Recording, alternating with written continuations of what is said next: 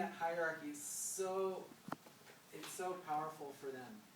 And as a coach, you're constantly looking for ways to cue into the things that make them tick. And it's really telling. So just doing a quick sort on that can be helpful.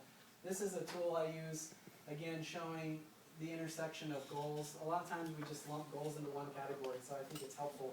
And when you do that, and you get back to your own individual leadership goals and team goals, the interplay between those two has CMM written all over it.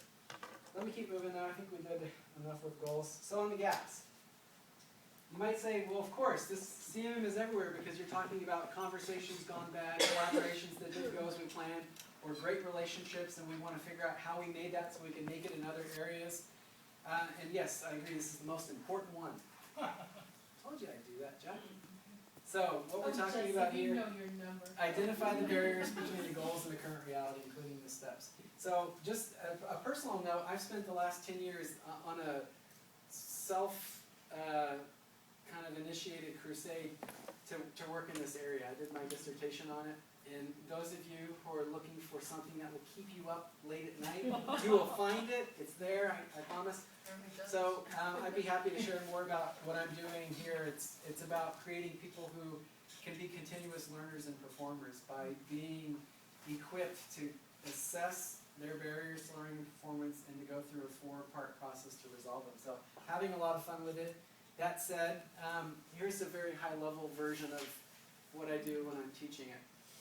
Identifying the barriers. What was the problem? What brought us here?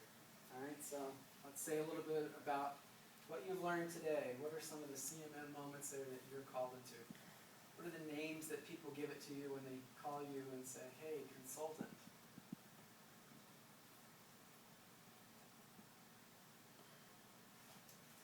Somebody earlier said a good one. Oh, engagement. Yeah. And then who said they call you with the problem, the solution, and it's all in one day? I love it. Nonprofit consulting? Oh, it doesn't matter. This is short order cook, you know. It's like, oh, we need team building. And it So, should be on Tuesday. what are some of the presenting? We already have the date. We have the date. Right. Right. Can you do it in half a day? And half a day, right? Even better.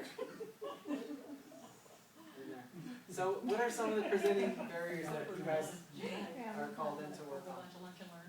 And I'd love to hear too from leadership development. I mean, what are when you guys are brought in to do something too, what are the presenting gaps? People need to delegate more. What else? Get the big picture. People don't have the context or the big picture.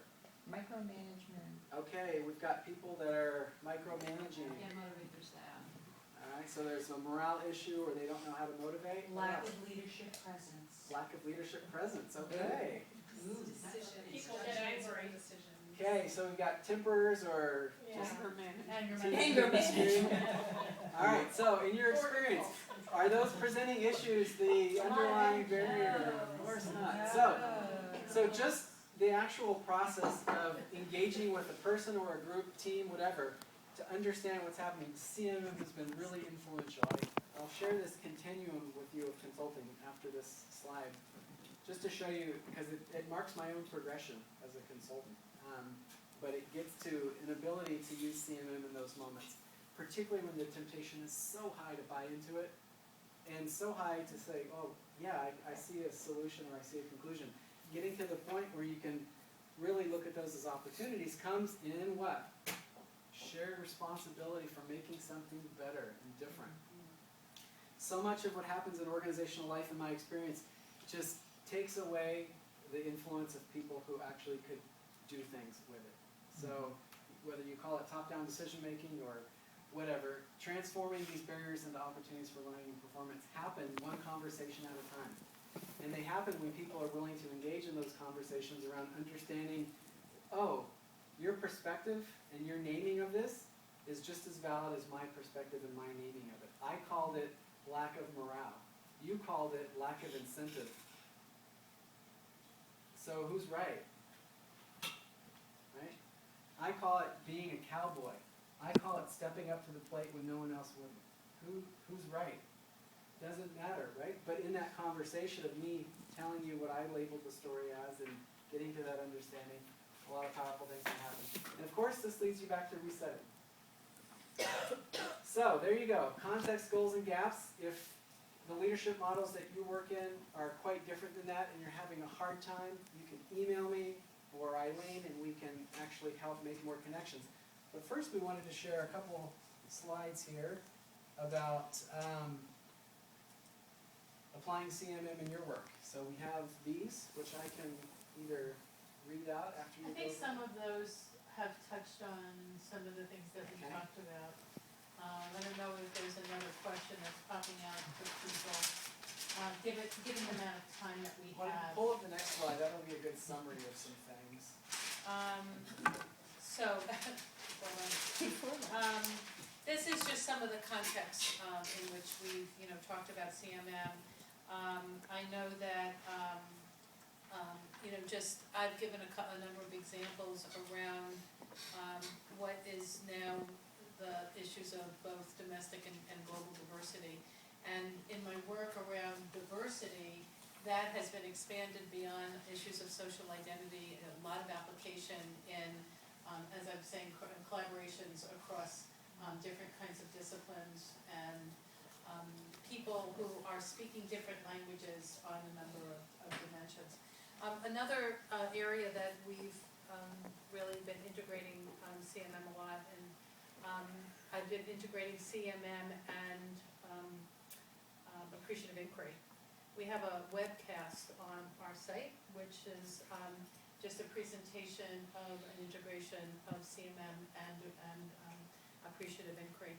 Both of them are discourse-based practices, where we are watching, we're really paying close attention to the way we say things as being consequential to the social worlds that we create. So one of the things that I want to say as we're moving towards summary here is that we've talked about working with people. You can think about whether you're working with people in a therapeutic relationship, whether you're working with individuals, families, systems, organizational systems. When you're working with people, you're looking at different levels of how you make sense together, how you're creating meaning together. And the recognizing that multiple levels of system are always in play. And that when we are creating, defining what it is that we're addressing with each other, when we're creating that boundary, it is the beginning. And there's a lot of overlays. And the CMM is intended to help us look at those overlays. That's a very relational focus. I've also been integrating CMM with teaching that I've been doing around social intelligence. And social intelligence is what gets into the neuroscience, kind of overlaps into the neuroscience, because it's looking at me in the relationship. And how do I look at the dimensions of influence, of empathy, of recognizing when there is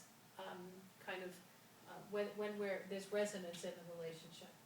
And that's when it is really important to look at CMM as a toolkit for creating stronger and better relationships that I bring to those moments, to those critical moments. And I think that that's. That was a good preview for a book Eileen's working on, by the way. She'll be forthcoming within the next what? Hopefully the next couple of months, this is what the book is about. It's looking at making better relationships, knowing, being, and doing. Yay. So, we have, what we want to do is just pose some summary questions that, and ask you to just take a couple of minutes to yourself, and think about what was the most memorable of today. What were some of the ranges of response that you've experienced? What most influenced your perspectives? What are you taking with you? me think, when I'm in this situation, I'm gonna try this out. And what were the most powerful moments of shift that opened up new ways of thinking?